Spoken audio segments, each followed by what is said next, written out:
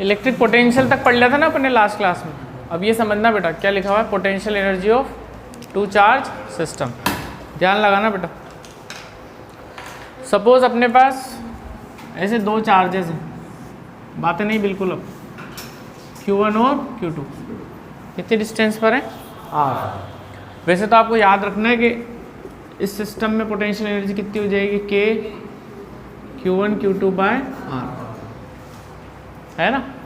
But थोड़ा सा हम इसका और कॉन्सेप्ट समझ लें, डेरिवेशन भी देख ले किस तरीके से आया है ये आंसर, ठीक है। तो समझना बेटा बात को, पोटेंशियल एनर्जी कहाँ से आई सिस्टम में वो पहले जानते हैं अपन। तो क्या होगा, ये दोनों चार्जेस सबसे पहले कहाँ पे थे, इन्फिनिटी पे। ध्यान से सुनना जब जाके समझ में आएगी बात। ये चार्जेस दोनों कहाँ थे, इन्फिनिटी। इन्फिनिटी पे रखे हुए हैं दोनों, Q1 Q2। पहले हम इन्फिनिटी से Q1 वाले चार्ज को उठा के लाए यहाँ पर, ठीक है। फिर उसके बाद हम इन्फिनिटी से Q2 वाले चार्ज को उठा के लाए यहाँ पर, ठीक है। इस प्रोसेस में जो भी वर्क हुआ वो कन्वर्ट हो जाएगा किस फॉर्म में, पोटेंशियल एनर्जी। तो बेसिकली हमें वर्क निकालना है इन दोनों चार्जेस को कहाँ से, इन्फिनिटी से इन पोजीशन रेस्पेक्टिव पोजीशंस में लाने के लिए। जो भी वर्क डन होगा वही किस में स्टोर हो जाएगा, इसे मान लो पोटेंशियल एनर्जी। सिंपल शब्दों में समझे तो अब हमें क्या निकालना पड़ेगा, वर्क डन निकालना पड़ेगा। इसको ऐसे जमाना है अपन को। सपोज ये वाला A पोजीशन पर है और ये वाला B पोजीशन पर है। सबसे पहले हम क्या करेंगे, Q1 चार्ज को उठा के लाएंगे स्टेप 1 में इन्फिनिटी से कहाँ तक, A तक। तो ऐसा सिस्टम अपने पास है। ये Q1 कहाँ रखा हुआ है, इन्फिनिटी पे। मुझे इसको लाना है कहाँ तक, A पॉइंट तक। इसको उठा के लाया मैं। इस प्रोसेस मान लो मैंने W1 वर्क किया, तो W1 की वैल्यू कितनी होगी, आंसर है 0। क्यों, कोई फील्ड नहीं है।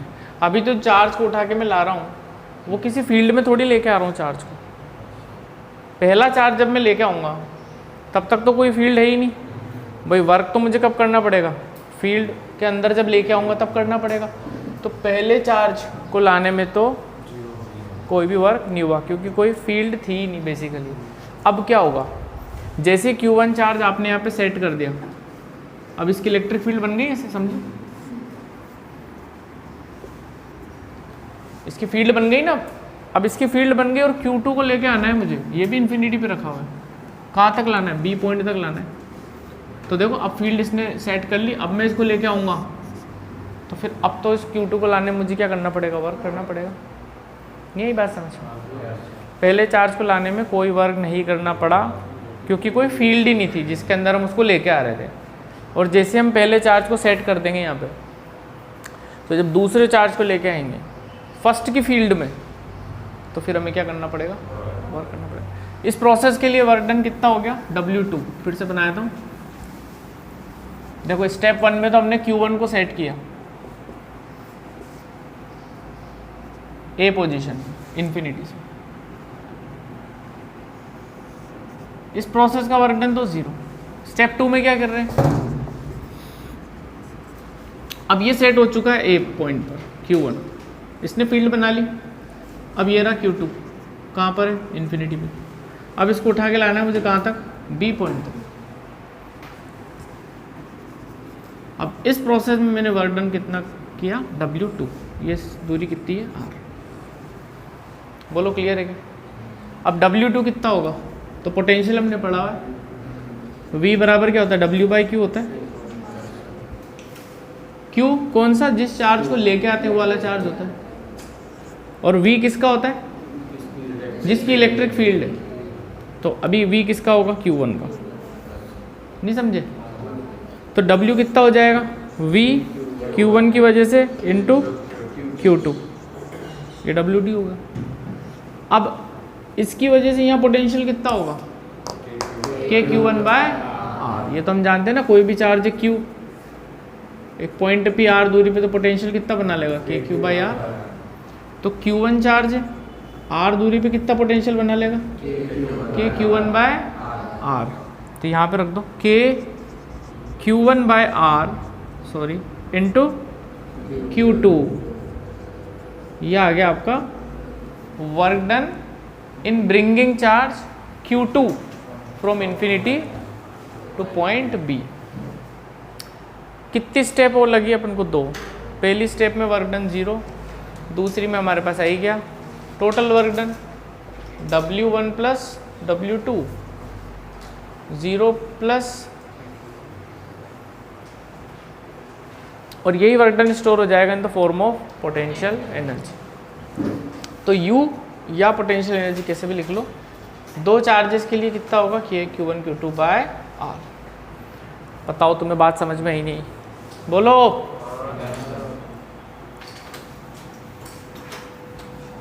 अब हम 3 चार्जेस के लिए देखते हैं किस तरीके से पोटेंशियल एनर्जी आएगी। स्टेप्स अभी भी वही रहेगी।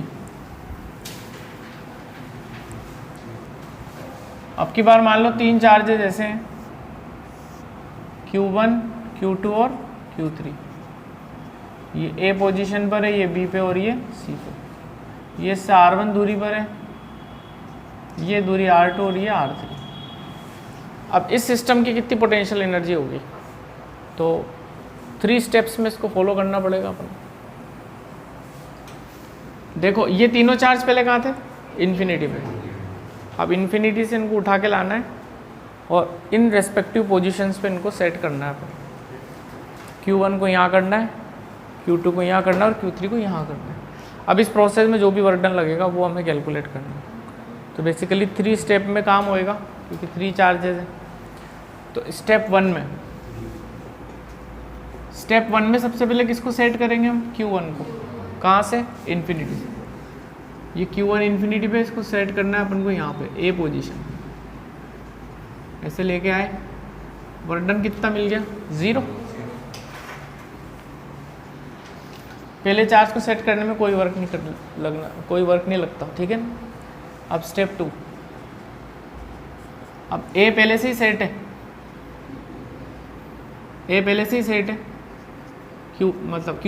सेट है A पोजीशन पे।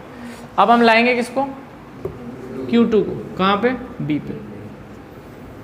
ये Q2 कहाँ रखा हुआ है बेटा, इन्फिनिटी पे। इसको लेके आना है मुझे कहाँ तक, यहाँ तक। इस प्रोसेस में कितना वर्क हो गया, W2। तो जब मैं इसको यहाँ पर B पे लेके आऊँगा तो W2 वर्क कितना होएगा, मैंने बता रखा है आपको, V बराबर क्या होता है, W बाई Q। Q जिस चार्ज को लेके आते हैं वो, और V Q1 का आएगा पोटेंशियल, है ना। बेसिकली Q1 का पोटेंशियल आएगा इस पॉइंट पे। ये दूरी कितनी है, डायग्राम में देखो, R1, ठीक है। तो W2 कितना हो जाएगा, V Q1 की वजह से इंटू Q2। Q1 की वजह से V कितना हो जाएगा, K by R1 into Q2। This is equal to W2। बताओ बात समझ में आ गई है। 2 चार्जेस सेट हो चुके हैं। अब तीसरे चार्ज को लेके आना है अपन। अब सिस्टम कैसा दिखाई देगा, देखो A वाला यहाँ पर, सॉरी Q1 A पे, Q2 B पे, ये दूरी R1, ये तो सेट हो ही गया। सिस्टम इतना तो जम गया अपना, है ना। अब अपन को किसको जमाना है, Q3 को जमाना है। कहाँ पे जमाना है, C पोजीशन पे, यहाँ जमाना है इसमें। अच्छा, यहाँ जमाना है। और ये दूरी कितनी दे रखी है, R2, A और C के बीच की, और ये वाली दूरी R3। यानी कि मुझे अब क्या करना है, Q3 चार्ज जो यहाँ रखा हुआ है इन्फिनिटी पे, उसको लेके आना है और C पे जमाना है मुझे उसको।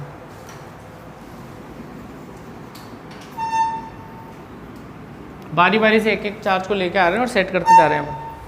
अब बताओ W3 कितना होगा, फिर से वही फॉर्मूला, V बराबर W बाई Q। W3 निकाल रहे हैं अपन, कौन से चार्ज को लेके आ रहे हैं। अब यहाँ पर पोटेंशियल किसका आएगा, C पॉइंट पर, Q1 और Q2 दोनों का। C पॉइंट पर पोटेंशियल इसकी वजह से भी होगा और इसकी वजह से भी होगा। तो हम लिखेंगे Q1 एंड Q2 बोथ। ठीक है, नहीं यही बात समझ में आ गई। तो Q3 कितना हो जाएगा देखते हैं, W3 हो जाएगा। Q3 इस चार्ज को तो लेके आए हैं और पोटेंशियल इसकी वजह से प्लस इसकी वजह से, तो इसकी वजह से यहाँ कितना पोटेंशियल आएगा, K Q1 बाय दूरी कितनी होगी R2, और इसकी वजह से K Q2 बाय R3, ये आ गया। ब्रैकेट खोल लो, K Q1 Q3 by R2 plus K Q2 Q3 by R3। Total 3 steps हो गई अपनी पूरी। नेटवर्क डन निकाल लो, W1 plus W2 plus W3, 0 plus W1 कहाँ गया भैया, सॉरी W2 ये रहा, K Q1 Q2 bye R1 plus W3 ये रहा,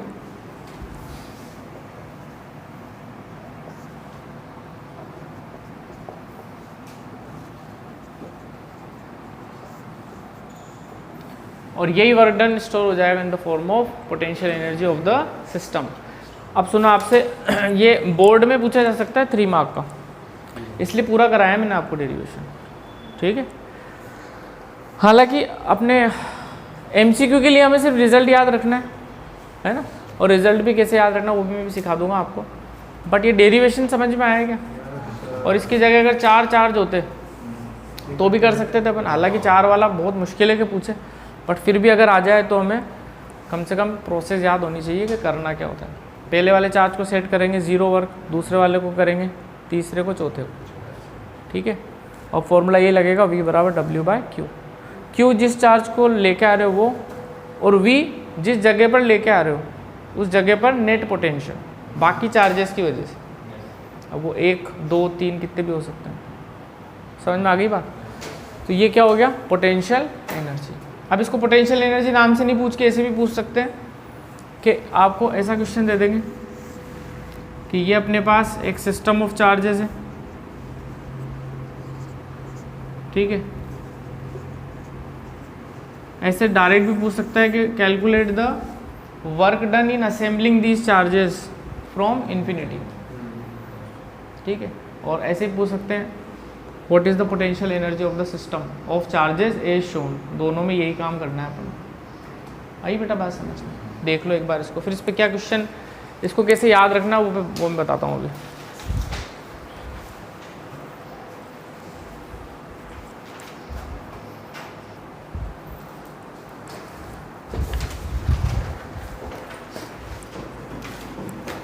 अब आगे की बात समझना,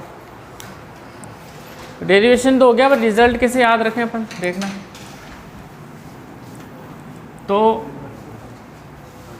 आप ऐसा करो, बस एक चीज़ याद रखना कि 2 चार्जेस अगर हैं अपने पास Q1 और Q2 R दूरी पर, तो उनकी वजह से जो पोटेंशियल एनर्जी आएगी वो कितनी होगी, 2 चार्जेस की वजह से K Q1 Q2 bye R। अब 2 से ज़्यादा अगर हो तो हमें क्या करना है, 2 चार्जेस के अलग अलग सिस्टम आइडेंटिफाई करने और सबकी एनर्जी जोड़ देनी है। जैसे इसमें 3 अपने पास चार्जेस हैं, टोटल 3 है, तो 2-2 चार्जेस के कितने डिफरेंट पेयर्स आप बना सकते हो वो देख लो। तो एक पेयर तो ये बन गया, तो इसकी पोटेंशियल एनर्जी कितनी होगी, K Q1 Q2 bye R1। एक पेयर ये बन गया आपका K Q2 बाय, अब दूरी है R3,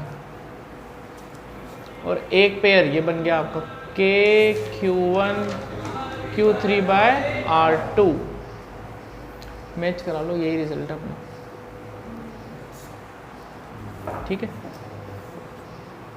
तो 2-2 चार्जेस के आपको डिफरेंट पेयर लेने और सबको ऐड करा देना। अब इसमें एक बात और ध्यान रखनी है आपको, इस फॉर्मूले को यूज़ करते वक्त ये ध्यान रखना कि Q1 Q2 को विद साइन लेना है, पॉजिटिव है तो पॉजिटिव, नेगेटिव है तो नेगेटिव। दोनों पॉजिटिव है तो प्रोडक्ट पॉजिटिव आएगा, दोनों नेगेटिव है तो भी प्रोडक्ट क्या आएगा, पॉजिटिव। एक पॉजिटिव एक नेगेटिव है तो प्रोडक्ट क्या आएगा, नेगेटिव आएगा। तो हमें याद रखना है कि चार्जेस को Q1 Q2 Q3 जो भी हैं इनको कैसे लेना है, हमें विद साइन लेना है भाई, विद साइन। चलिए भाई अब क्वेश्चन करके बताना है एक सिंपल सा। एक ट्राइंगल है इक्विलेटरल, उसके तीनों कोनों पे चार्जेस रखे हुए इस तरीके से Q, 2Q और 3Q, ये डिस्टेंस है L L L। Potential energy कितनी होगी सिस्टम ऑफ चार्जेस की, कैलकुलेट करके बताओ फटाफट।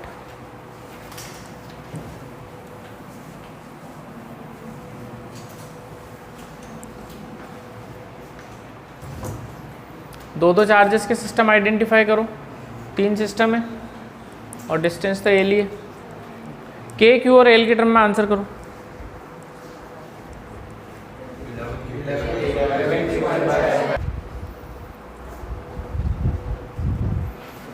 देखना क्या होगा, ऐसे लिखेंगे U total is equal to U A B, A और B का एक सिस्टम है, B और C का एक सिस्टम है और C और A का एक सिस्टम है। ये कितना हो जाएगा, K Q1 Q2 तो 2 KQ स्क्वायर बाय L, ये हो जाएगा 6 KQ स्क्वायर बाय L और ये हो जाएगा 3 KQ square by L। 8 + 3 11 KQ square by L, ये आंसर आ गया। अच्छा इसमें से अगर कोई एक माइनस हो जाता, मान लो ये माइनस हो गया, अब क्या आंसर आएगा बताओ। अरे सोल्व करो एक बार, ये वाला माइनस कर दिया मैंने,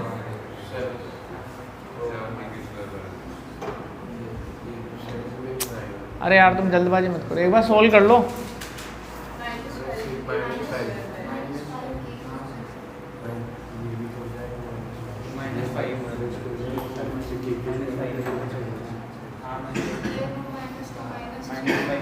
चलो कोई बात नहीं, चलो इधर देखो, ये माइनस कर दिया मैंने तो इन दोनों का प्रोडक्ट नेगेटिव आएगा, तो ये वाला तो ये हो गया, इन दोनों का भी तो नेगेटिव ही आएगा और वो तो पॉजिटिव रहेगा। तो -2 -6 -8 + 3 -5 आ गया समझ में। और मान लो ये भी नेगेटिव कर दिया तो क्या आएगा, करो सोल्व करो, ये कर दिया, ये 2 है,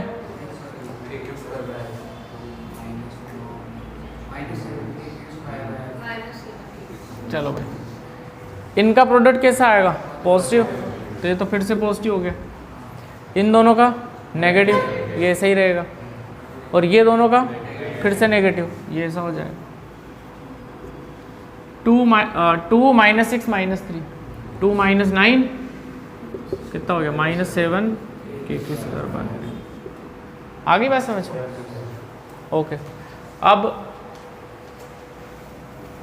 मान लो अपने पास एक स्क्वायर है,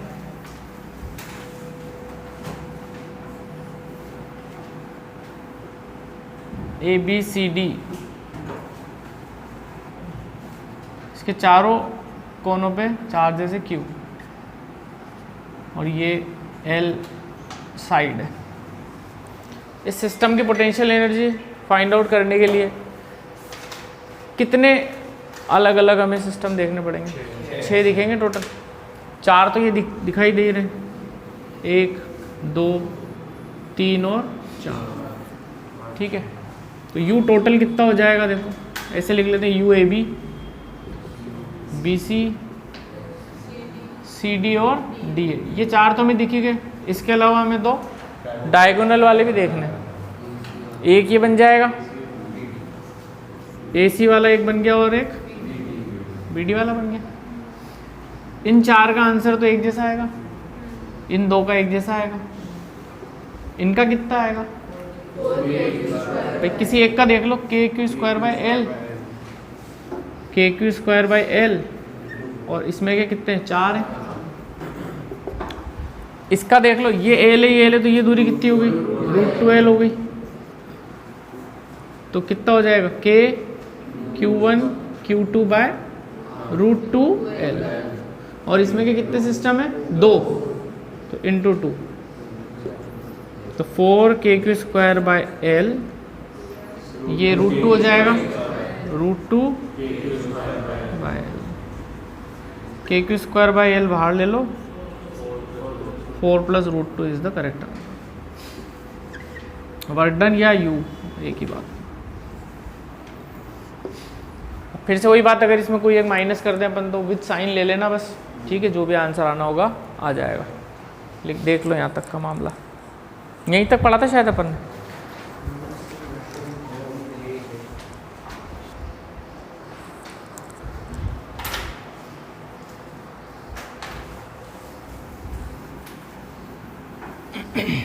अब मान लो अपने पास ऐसा सिस्टम है जिसमें n चार्जेस हैं,